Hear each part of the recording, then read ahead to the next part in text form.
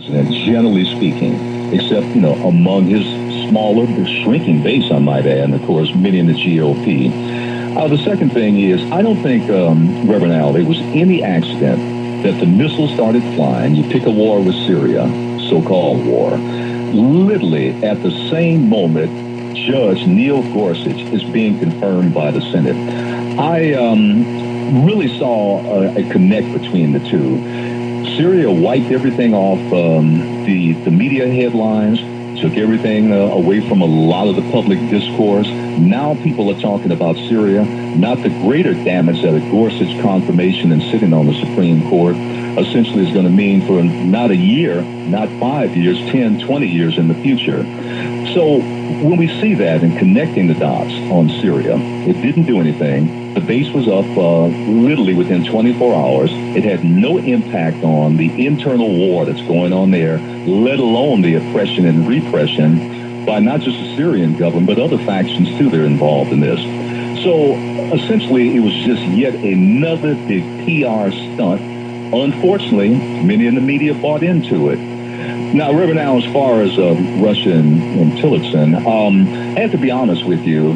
My folks so much this week on Syria and so much on the doings of the Supreme Court. I didn't pick up on that as much as I could have, so you're going to have to enlighten me a little bit more on that one. Well, I know that Tillerson is in Russia today, supposed to have meetings tomorrow, none with Putin, and he's going through this. Assad is in his last days, that he must be removed, which many interpret as a showdown on Russia because they have been the main support to Assad. But some say, oh, they're just going through a script, so to speak, and it will mean nothing. I think the key is going to be whether or not they really are going to force or attempt to force Russia to back away from Assad? And are they going to use that as a prelude to dropping the sanctions on Russia in the near future? So, I mean, it may be too early to have a definitive conclusion, but it seems like a lot of gameplay to a lot of people. And, when it's laid out that way, and I think the key thing there is the sanctions. We know that, and it's been well established, from a business standpoint and a political standpoint, Tillerson and Trump and others in the administration, they have very close ties with Russia. They have very close ties with the business community and the political establishment there. So there is a script that I see it, whether we're talking about Syria and taking things, off the headlines here, i.e. Gorsuch, or essentially yet another ploy to even greater solidify the ties and relationship between Russia, more specifically Putin, and Trump, and also, too, take something else off the table.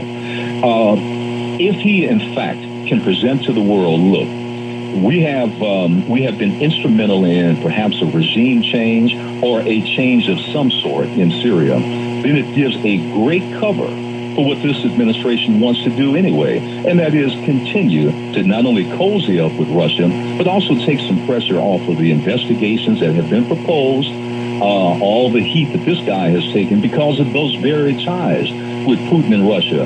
So you're right, Reverend Al. I mean, it's circular, it's going around, and I think it's really just unfolding. We'll have to see how this plays out. But at the end of the day, Russia, Putin, Tillerson, and Trump, they're all in the same bed. And they're continuing along with those thoughts. A lot of people say it wouldn't be the first time superpowers to accommodate a larger goal in their minds, such as sanctions being lifted, oil deals in terms of getting through to Ukraine. Right. They would sacrifice an Assad for something bigger, because you're dealing with a ruthless man who would poison his own people, and including babies in Syria. So you don't know how far they would go, but you're dealing with some kind of ruthlessness. And at the end of the day, if there is the connections that many suspect with Russia, they will advance the interest of those partnerships. Well, there's two things. One, I think we have to add another ruthless fellow that is politically poisoning his people here, and we're talking about Trump. Just like Assad, literally chemically and probably other areas of certainly weaponry that he's using over there is certainly destroying and destabilizing his own country. But I think there's something else, Reverend, now when we really think about it. Trump is a businessman, first and foremost. He makes no secret about that. There's no pretense about that. The whole Russia connection had to do from day one. People have to be reminded of that. It's not because Trump, is in love politically with Putin, couldn't care less. It's a business relationship. You lift the sanctions on Russia. You give this pretense that we've done all this stuff to get a bad guy out of there in Syria or minimize his impact in Syria. You give another legitimacy to Trump to essentially do one thing: more business deals with Russia and Putin. So we have to ask ourselves, when you go through these little political charades that they're going through, who really benefits? Certainly not the American people. Now, I've got to ask you one question. I just flew into Atlanta to do 2 stops here, and I'm going to take a break. I'm coming back.